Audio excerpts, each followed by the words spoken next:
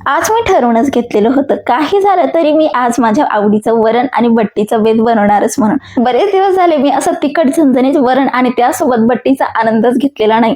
खानदेशमध्ये ना बट्टी, घोटलेलं वांग आणि फिक्कं वरण असायचं, जे की मला अजिबात घशाच्या खाली जात नाही. पण काही असो, ते घोटलेलं वांग आहे ना खरंच चवीला खूप टेस्टी लागतं. पण हे जे काही बट्टी सोबतचं जे कॉम्बिनेशन आहे हे मला पर्सनली काही आवडत नाही.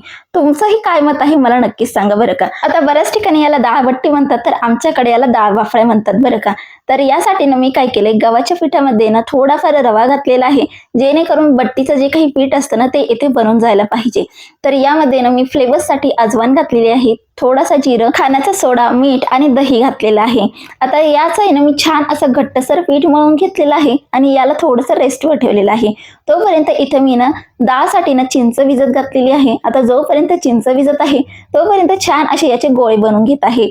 आता बऱ्याच घरामध्ये या ज्या काही बाफड्या असतात ना, यांना बॉईल करून घेण्यासाठी ना इडली पात्राचा वापर करतात, पण मी ना अगदी ट्रेडिशनल पद्धतीचा वापर करते. पाण्यामध्ये व्यवस्थित याला उकळून घेतं आणि जे काही उरलेलं पाणी असतं ना, यामध्ये अजवानचा खूप छान असा फ्लेवर उतरलेला असतो आणि एक थोडीशी घट्टसरपणा सुद्धा उतरलेला असतो. म्हणून हे जे उरलेलं पाणी आहे हे आपण वरणामध्ये सुद्धा वापरू शकतो. तर इथे मी जे काही बट्ट्या आहेत छान अशा इथे उकडून घेतलेल्या आहे आणि उरलेल्या पाण्याचा मी इथे वरणामध्ये वापर करून घेतलेला आहे.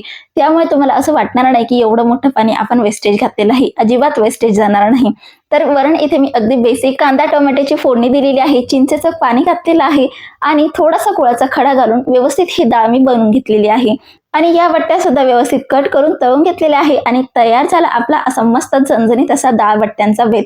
तर तुम्ही सुद्धा असा बट्टा ट्राय केलाय का मला नक्कीच सांगा. भेटूयात अजून एका इंटरेस्टिंग ब्लॉग सह. Bye bye.